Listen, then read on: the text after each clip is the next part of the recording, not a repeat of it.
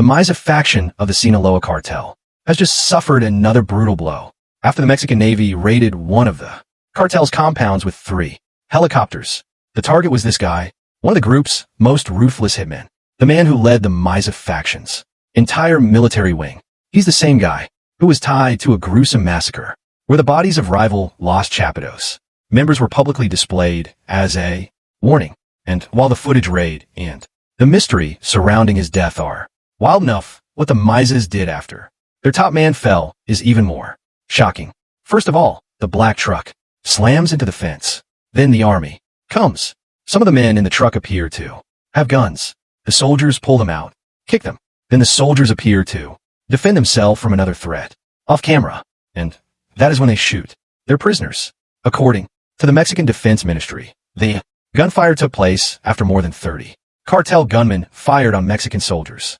As the Mexican army retaliated, they managed to shoot and kill at least 19 cartel members. The Mexican army also seized 30 firearms and military-style vests and helmets from the scene of the shootout. A civil war is raging in North Mexico. 2 factions are vying for control of the Sinaloa cartel, once Mexico's mightiest, now weakened by the conflict. The 2 sides, Los Chapitos, sons of notorious drug trafficker Hayne Chapman, and Los Mayos, they've been battling out for 9 months now. So on this day, residents in the quiet town of Quila, just south of Calayacan, woke up to the sound of rotor blades slicing through the morning air as 3 Mexican Navy helicopters swept over the rooftops. On the ground, convoys of Marines fanned out, blocking every exit and sealing off the main streets. At the same time, an intelligence plane circled overhead, tracking every movement below. That was how the Mexican Navy launched a full-blown military hunt for El Changuito, Intrax, and his goons. During the raid, witnesses saw soldiers detaining several suspects, but Chango somehow managed to break through one of the outer perimeters, and that's where things took a wild turn. According to the official story, he escaped in his armored truck and tried to break out toward the San Lorenzo River just outside Quila, but the car got trapped in the rising water and he drowned before his men could reach him. But people in Cola had a different story. They claimed the Navy actually caught him alive and him during interrogation. Then hours later, they dumped his body in the river. Some reports even claimed his body showed signs of heavy bruising and injuries. So now everyone's asking, did the Navy stage that drowning to hide what really happened in custody? Well, this isn't the first time Mexico's military has faced these kinds of accusations. Earlier this year, CCTV footage went viral, showing soldiers cuting suspected cartel members they'd already taken into custody, and it sparked outrage across the country. But the shooting of the prisoners is not where it ends. After that, one of the soldiers plants weapons on the fallen men, careful to use what looks to be a red flag to avoid getting his prints on the guns. One soldier even appears to take off the handcuffs they put on a man to make it look like he hadn't been arrested before being shot. The videos caused a lot of questions here in Mexico. Now, while many people felt the cartel members got what they deserve, the video has raised a lot of questions for everyone else, especially human rights lawyers. This is what the army's been accused of so many times over the last few years in Mexico since it's been brought in to fight organized crime, extrajudicial killings, the flagrant violation of citizens' rights. But it's the first time that it's been caught so nakedly, so openly in front of the camera. Well, it has not been confirmed if that's what happened in the case of El Changuito Intrax, because it wasn't even the police or the forensic service who recovered his body. Our men sent by Mito Flaco reportedly combed the area themselves until they found him, and they took the body right away, which meant no medical exam, no official report, and no government statement on how he really died and if he's actually dead. But soon after, these funeral images started spreading on social media. They showed Changuito's coffin, surrounded by large floral arrangements, inside a home in Alamo, a community known for its close ties to the Mayo Zambada family, one of the biggest. Reeds was sent by Mito Flaco himself, and there were even reports that he and other high-ranking members of La Mayiza showed up at night to pay their final respect. Now, what made this whole thing a lot more strange and confused people even more was the government's reaction. Both the Navy and the Sinaloa State Security Office later admitted they conducted an operation in Quila that same morning. Yet, they denied that El Changuito was ever the target. And this wasn't even the first time the news of his arrest had made headlines. Back in July, a journalist claimed the Navy had also arrested him. Even a high-ranking official confirmed it. But days later, nothing showed up in the national detention records. And now just 2 months later, the story of his arrest and mysterious death is in the news once again. But that earlier false alarm is making it hard for locals to believe anything right now. Because what if he's not dead? And what if this whole thing was staged by the cartel to fake his death and divert attention from him? And those are all real responsibilities. Because the Mayizas can do just about anything at this point to protect themselves. They've already lost most of their best men in the past few months. And they simply can't afford to lose anymore, especially not El Changito.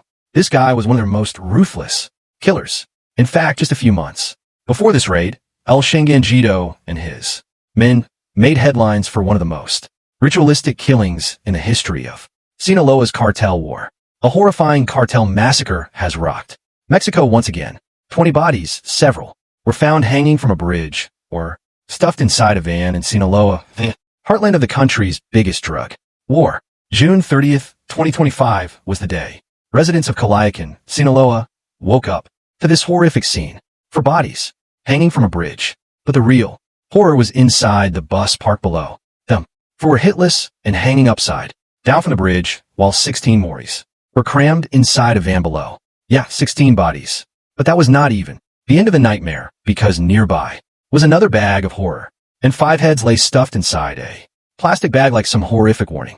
Officials confirmed that all victims had been shot, some and left like props in a theater of fear. Inside that bag was also a cardboard message directed at Ivan Archivaldo Guzman, one of Los Chapitos. Officials later confirmed a note was found at the scene believed to be from one of the Warren Carton factions. Authorities quickly linked the attack to Los Antrax, the armed wing of the La Mayiza faction, led by El Changito Antrax. His men had carried out the killings after a group of his operators were executed days earlier in Culiacan by rival gunmen working under Los Chapitos. According to local reports, the victims were ambushed on the outskirts of the city. They were captured alive, exited, and then dumped before sunrise to make sure the message reached everyone. That massacre reignited the conflict between both sides of the Sinaloa cartel. And in the days that followed, gunmen from Los Chapitos launched retaliatory attacks in nearby towns, burning vehicles and targeting anyone believed to be tied to La Mayiza.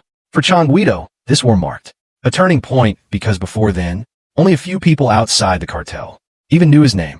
But he was well known among the old guard for his ruthless reputation, especially since after he pulled off a daring escape from prison in Culiacan back in 2017.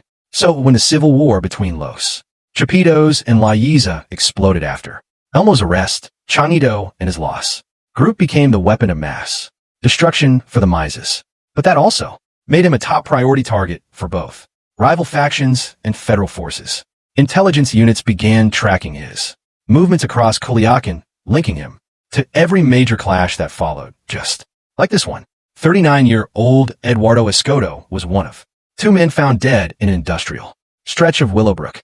Escobedo, nicknamed Alago, which translates to the magician, was the primary local wanted distributor to El Chapo's eldest son. He was released from prison in 2018 after serving nearly 5 years for drug distribution and money laundering.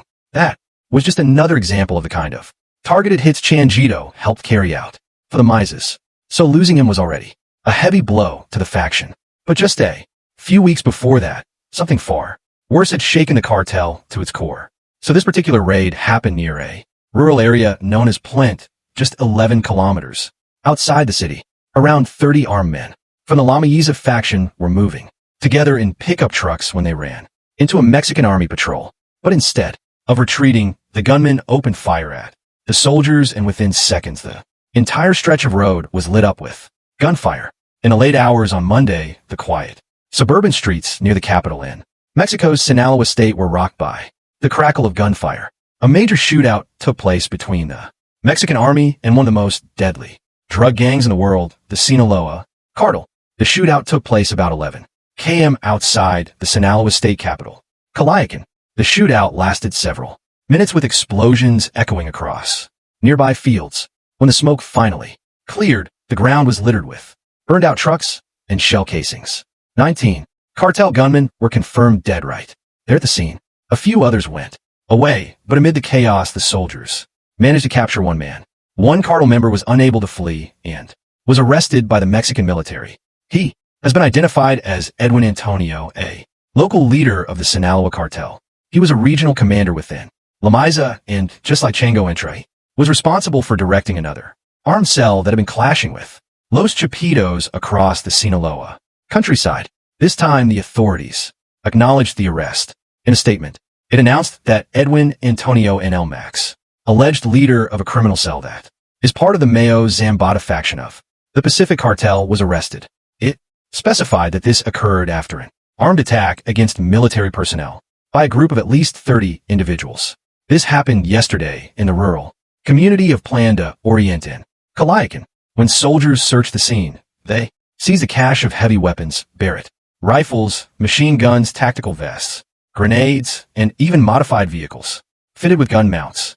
This clash was one of the deadliest confrontations since the civil war broke out inside the Sinaloa cartel, and it appears the Mayizas are now on the losing side because with Chonito Antrax already gone and Max now in custody, two of their strongest field commanders have been eliminated.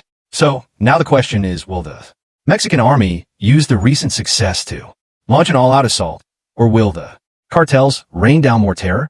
Please feel free to share your thoughts with us in the comments below. And don't forget to subscribe to our channel for more in-depth videos like this.